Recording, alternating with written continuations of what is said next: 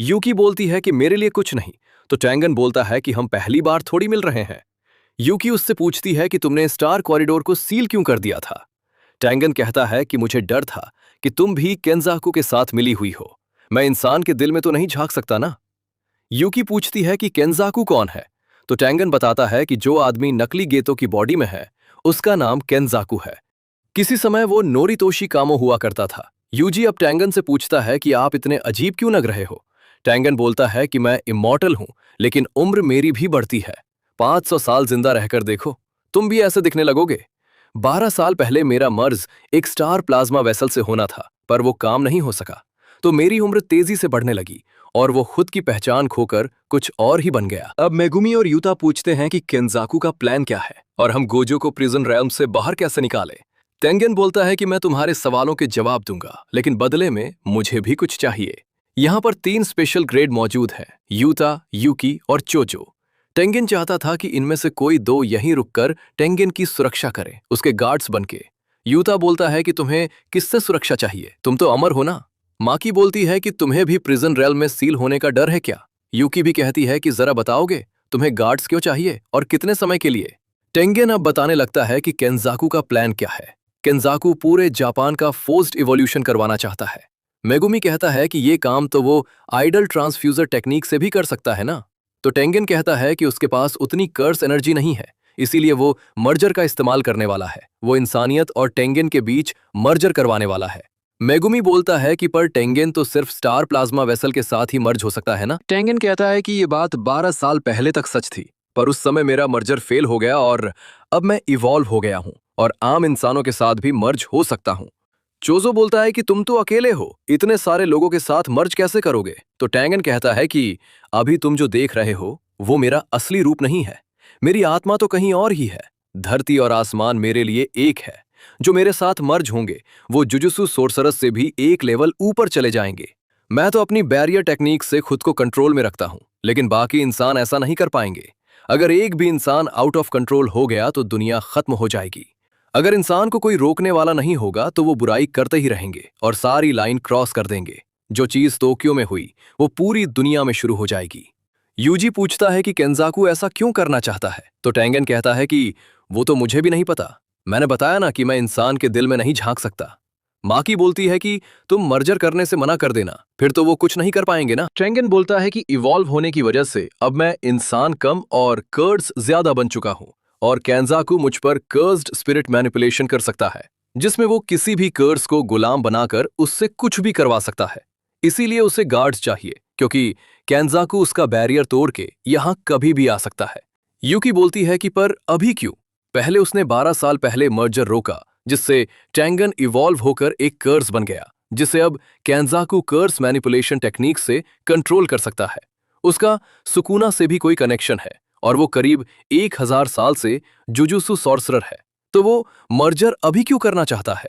टैंगन बोलता है कि मैं, स्टार प्लाज्मा वेसल और 6 आइज, हम सबकी तकदीर आपस में जुड़ी हुई है। 6 आई यूजर्स ने केंजाकू को 2 बार हराया है। उसके बाद केंजाकू इतना गुस्सा हो गया कि उसने सारे स्टार प्लाज्मा वेसल्स को मार दिया और कोई भी बच्चा 6 आइज के साथ पैदा होता तो उसे भी वो 1 महीने के अंदर खत्म कर देता। लेकिन फिर भी मर्जर वाले दिन स्टार प्लाज्मा वेसल और 6 आई यूजर्स आ ही जाते थे। फिर उसने 6 आई वालों को मारने की जगह उन्हें सील करने का आइडिया लगाया और इसके लिए प्रिजन रन का सहारा लिया। एक समय पर एक ही 6 आई यूजर हो सकता है, लेकिन 12 साल पहले कुछ अलग हुआ। तोजी जेनिन की एंट्री हुई। उसके पास हेवनली रिस्ट्रिक्शन का तोहफा था।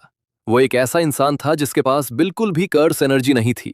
इस इंसान ने हमारी तकदीर को ही पलट दिया और रिको यानी स्टार प्लाज्मा वेसल को मार दिया। उस दिन के बाद से ही सब कुछ बिखरना शुरू हो गया। 6 साल पहले प्रिजन रेल्म केंजाकू के हाथ लग गया, जिससे उसने गोजो को सील कर दिया। मेगुमी पूछता है कि फिर ये कलिंग गेम क्या है। टेंगन बोलता है कि कलिंग गेम मर्जर से पहले का रिचुअल है। वो कलिंग गेम में आने वाले लोगों की कर्स एनर्जी का इस्तेमाल करेगा, जिससे टेंगेन का मर्जर पूरे जापान के लोगों के साथ हो सकेगा। इतने बड़े लेवल का रिचुअल करने के लिए केंजाकू ने खुद को बाइंडिंग वाव से बांध रखा होगा, इसीलिए वो कलिंग गेम्स का मास्टर नहीं है।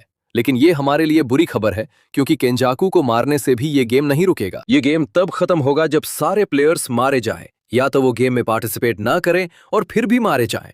गेम एंड होगा ये कहीं लिखा ही नहीं है, लेकिन अगर कोई प्लेयर 100 पॉइंट्स पूरे कर लेता है तो वो गेम के अंदर एक नया नियम जोड़ सकता है। यूता बोलता है कि यानी हमें गेम में हिस्सा लेना ही होगा और किसी तरह 100 पॉइंट्स अर्न करके एक नया नियम लागू करना होगा कि सुमिकी और बाकी लोग अपनी मर्जी से इस गेम को छोड़ के जा सकते हैं। मेगुमी बोलता है कि हमें गोजो सेंसे को भी आजाद करना होगा। अगर गोजो आ गया तो टेंशन की कोई बात ही नहीं है। वो टेंगन से पूछते हैं कि गोजो को कैसे आजाद करें, तो टेंगन बोलता है कि पहले तुम लोग ये डिसाइड कर लो कि मेरा गार्ड बनके यहां कौन रुकेगा। चोजो और यूकी दोनों यहां रुकने को मान जाते हैं। चोजो कहता है कि यूता का यूजी के साथ रहना ज्यादा जरूरी है और केंचाकू से तो चोजो को अपना पुराना हिसाब भी बराबर करना है। यूकी कहती है कि उसे टेंगन से कुछ बातें करनी है, इसीलिए वो यहां रुकना चाहती है और यूता तो वैसे भी अपने दोस्तों के साथ रहना चाहता है। टेंगन कहता है कि कलिंग में हिस्सा लेने वाले प्लेयर्स में एक ऐसी सोर्सरर है जो 1000 साल पुरानी है। वो खुद को एंजल कह के बुलाती है। वो किसी भी कर्स्ड टेक्निक को डिलीट कर सकती है और उसका नाम है हाना कुरुसु। वो चाहे तो प्रिजन राउंड का दरवाजा खोल सकती है। वो इन्हें ईस्टर्न टोक्यो कॉलोनी में मिलेगी। जापान में टोटल 10 कॉलोनी बैरियर्स है जो कि एक बाउंड्री लाइन से कनेक्टेड है। ये लाइन जब जापान को क्रॉस करेगी तो जापान के सारे लोग टेंगन से मर्ज हो जाएंगे। सिर्फ होक्काइडो शहरी सुरक्षित है क्योंकि वहां जुजुत्सु के हेडक्वार्टर्स है और वो जगह पवित्र है। ये रिचुअल करीब 2 महीने में पूरा हो जाना चाहिए। ये लोग अब कलिंग गेम के रूल्स पढ़ते हैं।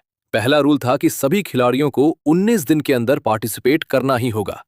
1 नवंबर को केंजाकू ने ढेर सारे लोगों को अवेकन किया था, जिनमें मेगुमी की बहन भी थी। आज 9 नवंबर है, यानी 10 दिन के अंदर सुमिकी को गेम में हिस्सा लेना होगा। दूसरा रूल था कि जो लोग हिस्सा नहीं लेंगे उनकी कर्स्ड टेक्निक रिमूव कर दी जाएगी, जिसका आसान शब्दों में मतलब है मौत। माकी ने इस बारे में शोको से भी बात की थी, जिसने बताया था कि हिस्सा ना लेने पर जरूर ब्रेन के साथ कुछ होगा, वरना तो कोई भी गेम में हिस्सा नहीं लेता। माकी बोलती है कि मतलब मेरे जैसे लोग जिनके पास कोई टेक्निक नहीं है उन पे कोई रिस्क नहीं होगा, पांडा पर भी नहीं, उसके पास तो दिमाग ही नहीं है। गेम का तीसरा रूल है कि जो भी कॉलोनी में एंटर करेगा उसे गेम का खिलाड़ी माना जाएगा, चाहे वो सॉर्सरर हो या आम इंसान। और जो लोग कॉलोनी में पहले से रह रहे हैं उन्हें एक मौका दिया जाएगा वहां से बाहर निकलने का। फोर्थ रूल है कि एक दूसरे को मारने से प्लेयर्स को पॉइंट्स मिलेंगे। पांचवा रूल है कि सॉर्सरर को मारने से 5 पॉइंट और बाकी लोगों को मारने से 1 पॉइंट मिलेगा। मेगुमिया पूछता है कि गेम मास्टर है कौन, तो टेंगन बताता है कि हर खिलाड़ी को एक शिकिगामी दिया जाएगा जिसका नाम कोगाने है। कोगाने बस गेम का इंटरफेस है जो इन्हें गेम के बारे में बताएगा। वही गेम मास्टर तो पर्दे के पीछे से सब देखेगा। छठा रूल है कि किसी खिलाड़ी के 100 पॉइंट्स पूरे होने पर वो गेम में एक नया नियम जोड़ सकता है, लेकिन पुराने किसी रूल को हटा नहीं सकता। सातवां रूल है कि गेम मास्टर को खिलाड़ी का बनाया नया रूल अपनाना ही होगा, बस उससे गेम पर ज्यादा असर नहीं पड़ना चाहिए। बाकी लोग सोचते हैं कि ये गेम में तो नाइंसाफी होगी, तो टेंगन बोलता है कि इन रूल्स के अलावा केंजाकू इनके साथ कोई नाइंसाफी नहीं कर पाएगा। आठवां और आखिरी रूल है कि 19 दिन तक अगर किसी खिलाड़ी के पॉइंट्स नहीं बदलते हैं तो उसे खत्म कर दिया जाएगा। तो इन्हें गेम और बाकी सब इंफॉर्मेशन पता चल गई थी। यूकी और चोजो अब यहीं रहेंगे और टेंगन की सुरक्षा करेंगे। माकी वापस जेनिन क्लैन जाएगी कुछ कर्स्ड टूल्स वापस लाने के लिए। गोजो के सील होने के बाद जुजुत्सु हाई में रखे सारे कर्स्ड टूल्स जेनिन क्लैन और कामो क्लैन वाले ले गए हैं, पर अब मेगुमी जेनिन घराने का हेड बन गया है तो वो आराम से उन टूल्स को वापस ला सकता है। माकी फिर टेंगन से जुजो की लोकेशन मांगती है और वो पांडा को लेके वहां जाएगी और गेम में एंटर करेगी। यूता बोलता है कि वो तुरंत ही कलिंग गेम में हिस्सा लेने जा रहा है ताकि वो पहले ही ज्यादा से ज्यादा इंफॉर्मेशन इकट्ठा कर सके, और इन्हें अलग अलग कॉलोनीज में जाना चाहिए ताकि इन्हें एक दूसरे से लड़ने की नौबत ना आए। कॉलोनी के अंदर शायद सिग्नल ना मिले तो ये लोग फोन पर बात नहीं कर पाएंगे, लेकिन अगर यूता यूजी से अलग रहेगा और सुकुना बाहर आ गया तो मेगुमी कहता है कि ऐसा कुछ नहीं होगा, और हुआ तो मेरे मरने के बाद सुकुना को मार देना। माकी अब यूजी और मेगुमी को हकारी के पास जाने को बोलती है। हकारी 3rd ईयर का स्टूडेंट है जो फिलहाल सस्पेंडेड है। इनके पास लोगों की कमी है तो इन्हें हकारी को भी अपने प्लान में शामिल करना होगा। यूजी पूछता है कि वो स्ट्रांग है क्या। यूता बोलता है कि वो थोड़ा मस्तीखोर है पर वो मुझसे भी स्ट्रांग है, तो ये उसे भी गेम में जरूर लेके जाएंगे। इसके बाद ये लोग यहां से जाने लगते हैं। यूकी और चोजो यहीं रुक गए थे। यूजी चोजो का शुक्रिया करता है उनकी इतनी मदद करने के लिए। वहीं चोजो अपने छोटे भाई को जिंदा रहने का बोलता है और चुपके से रोने लगता है। दूसरी तरफ हम तकाबा नाम के एक कॉमेडियन को देखते हैं जिसे देखकर लोग बोर हो रहे थे। उसके साथ ही उसे ये काम छोड़ देने को कहते हैं। वो 35 साल का हो गया है और उसके जोक्स पे कोई नहीं हंसता। उसे और कुछ काम करना चाहिए जो उसे सूट करे। उसका दूसरा साथी केन बोलता है कि मुझे तुम्हारे जोक्स अच्छे लगते हैं। दुनिया में दो तरह के कॉमेडियन होते हैं जो हमेशा पॉपुलर रहते हैं। पहले जो फनी होते हैं और दूसरा जिन्हें लगता है कि वो फनी है। कि तुम कौन से टाइप के फनी हो? तकाबा पहले बोलता है कि वो 50-50 है, लेकिन फिर जवाब बदल के कहता है कि वो 70-30 है। और हमें पता चलता है कि तकाबा भी कलिंग गेम में हिस्सा लेने वाला एक खिलाड़ी है। हम माकी को देखते हैं जो जेनिन क्लैन यानी अपने घर वापस जाती है। सबसे पहले उसे नाओया मिलता है जो बोलता है कि तुम यहाँ क्या कर रही हो? तुम्हारी शक्ल तो इतनी खराब हो गई है कि मैंने तुम्हें पहचाना ही नहीं। ना तुम्हें जुजुत्सु आता है, ना तुम कर्स्ड स्पिरिट्स को देख सकती हो, और अब तो तुम्हारी शक्ल भी बेकार हो गई है। अब तुम क्या करोगी? यूता और मेगुमी के पीछे दुम हिलाती रहोगी क्या? माकी उसे इग्नोर करके आगे बढ़ जाती है और अंडरग्राउंड वेयरहाउस की तरफ जाने लगती है जहां सारे कर्स्ड टूल्स रखे हुए थे। माकी की मदर उसे रोकते हुए कहती है कि तुम भूल गई क्या कि औरतों को वहां जाने की इजाजत नहीं है। माकी कहती है कि उसके पास वेयरहाउस की चाबी है और क्लैन के मुखिया मेगुमी की परमिशन भी। माकी ने ही मेगुमी को बताया था कि नाबितो की वसीयत के हिसाब से अब मेगुमी जेनिन घराने का हेड बन गया है। मेगुमी बोलता है कि उसे कोई हेड नहीं बनना और उसे कोई जायदाद भी नहीं चाहिए। पर माकी उसे समझाती है कि जुजुत्सु के 3 बड़े घरानों में से अगर वो जेनिन घराने का हेड बनता है तो उन्हें ऊपर की सारी खबर रहेगी। खैर माकी की मदर उसे बहुत खड़ी खोटी सुनाती है, पर माकी उसकी नहीं सुनती और वेयर हाउस का दरवाजा खोल देती है और अंदर अपने फादर को देख वो शॉक हो जाती है। दूसरी तरफ जिंची नाओया से बात कर रहा था कि मेगुमी जेनिन घराने का हेड बनने के लिए बेटर चॉइस है क्योंकि उसके संबंध गोजो क्लैन और केमो क्लैन दोनों से अच्छे हैं। पर ये लोग मेगुमी को सारी जायदाद बिल्कुल हड़पने नहीं दे सकते। ये मेगुमी को सीधा मार भी नहीं सकते क्योंकि ऐसा करने पर गोजो क्लैन और केमो क्लैन इनके खिलाफ हो सकते हैं।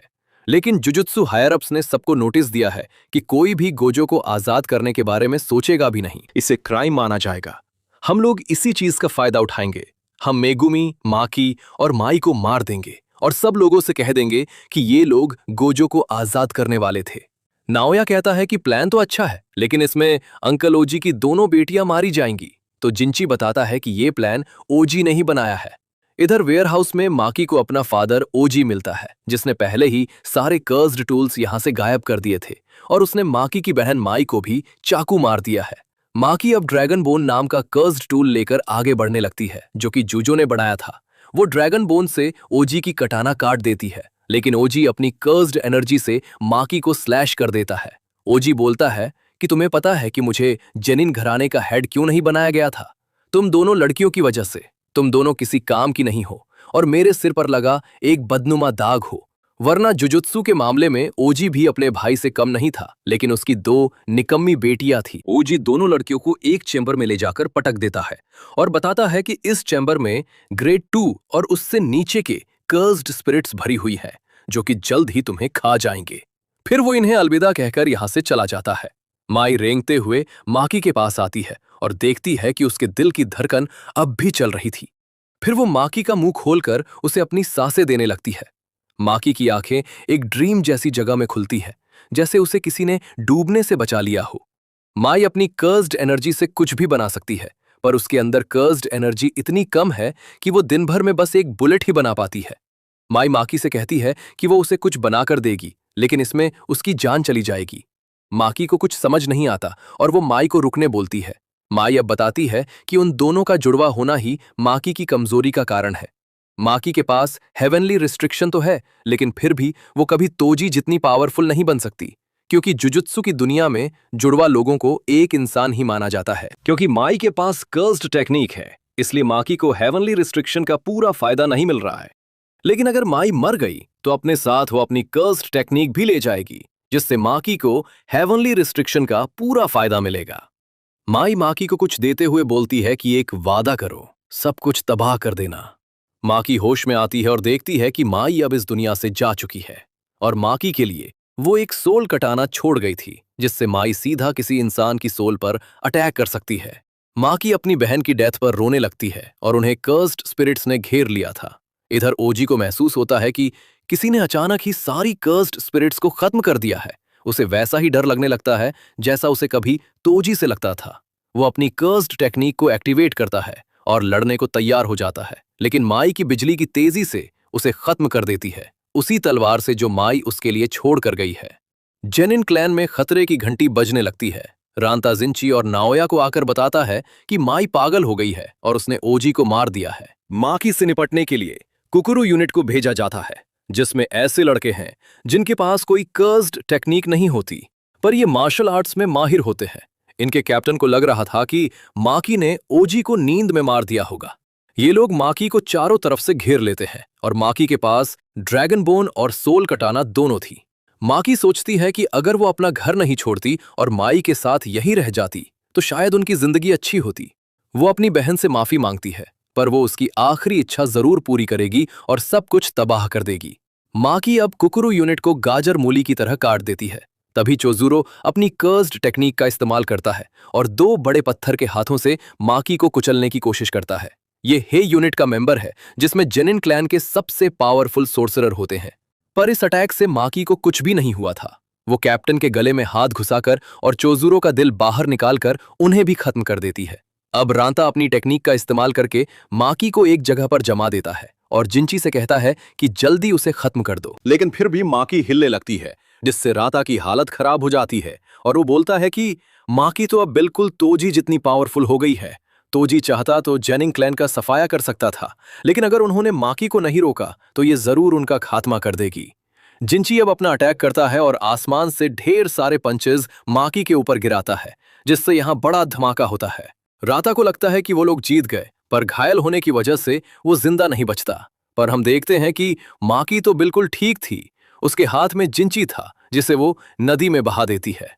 नाओया ये देख बोलता है कि तुम्हारे सीने में दिल नहीं है क्या? तो माकी बोलती है कि नहीं, माई अपने साथ उसके दिल को भी ले गई है। नाओया जब छोटा था तभी से उसकी बहुत तारीफें होती थी और सबको पता था कि बड़े होकर ये ही जेनिन क्लैन का हेड बनेगा। वो तोजी के बारे में भी सुना करता था कि वो एक लूजर है, जिसके पास कोई कर्स्ड एनर्जी नहीं है। नाओया भी ऐसे लूजर की शक्ल देखना चाहता था, लेकिन जब उसने तोजी को पहली बार देखा तो उसका शरीर कांप गया था। अब माकी भी तोजी जितनी पावरफुल हो गई है और उसने जेनिन क्लैन का सफाया कर दिया है। बस नाओया ही बाकी रह गया है। नाओया माकी पर सुपर स्पीड से अटैक कर देता है और वो उसके मूवमेंट्स को गिनने लगती है। नाओया कहता है कि कमजोर को ताकतवर के बारे में हमेशा पता होना चाहिए। तोजी को अगर सच में किसी ने समझा है तो वो मैं हूं और गोजो, लेकिन तुम तोजी नहीं हो। वो अपनी सुपर स्पीड से माकी को मारता ही रहता है और वो अपनी स्पीड बढ़ाते ही जा रहा था और वो सुपरसोनिक स्पीड से माकी पर अटैक करने वाला था, जिससे एक बार में माकी का नामो निशान मिट जाए। माकी इस अटैक को खुद पर लेने के लिए तैयार हो जाती है। इससे उसकी हड्डियां टूटेंगी, पर नाओया रुक जाएगा। नाओया उसका प्लान समझ जाता है और उस पर अटैक करने की बजाय उसे टच कर देता है। नाओया जिस भी ऑब्जेक्ट को टच करता है उसे उसका 24 FPS वाला रूल फॉलो करना पड़ता है। ऐसा ना करने पर वो 1 सेकंड के लिए फ्रीज हो जाता है। नाओया को लगता है कि माकी फ्रीज हो गई है और वो उसको खत्म करने वाला था, लेकिन माकी पलट जाती है और बोलती है कि वो 24 FPS वाला रूल फॉलो कर रही है। अपनी नई बॉडी की वजह से वो नाओया की टेक्निक समझ गई थी कि वो 1 सेकंड में 24 मूवमेंट्स करता है। वो घूमकर उसके मुंह पर एक मुक्का मारती है, जिससे नाओया के चेहरे की सारी हड्डियां चकनाचूर हो जाती हैं। अब सिर्फ माकी की मदर ही बची थी। वो घर में जाकर उसे भी ढूंढ लेती है और उसे भी कट मार देती है। हम देखते हैं कि नाओया किसी तरह जिंदा बचा हुआ था, पर पीछे से माकी की मदर आकर उसे चाकू घुसा देती है और दोनों खत्म हो जाते हैं। आखिर में वो सोचती है कि वो खुशनसीब है कि उसने उन दोनों लड़कियों को जन्म दिया। माकी अब माई की बॉडी लेके यहां से जाने लगती है। तभी मोमो रोते हुए यहां आ जाती है और बोलती है कि उसने देर कर दी। माकी माई की बॉडी उसके हवाले कर देती है। मोमो माकी से पूछती है कि अब वो क्या करेगी, लेकिन माकी कोई जवाब नहीं देती। बाद में हमें पता चलता है कि माकी ने जेनिन क्लैन के बचे हुए सारे मेंबर्स को भी निपटा दिया है। किसी को पता नहीं चलता कि ये काम माकी ने किया है। गोजो क्लैन और केमो क्लैन जेनिन क्लैन को बिग 3 से हटाने का प्रस्ताव रखते हैं, लेकिन आखिरी फैसला जुजुत्सु हेडक्वार्टर को करना है और ये एपिसोड यहीं पर एंड हो जाता है।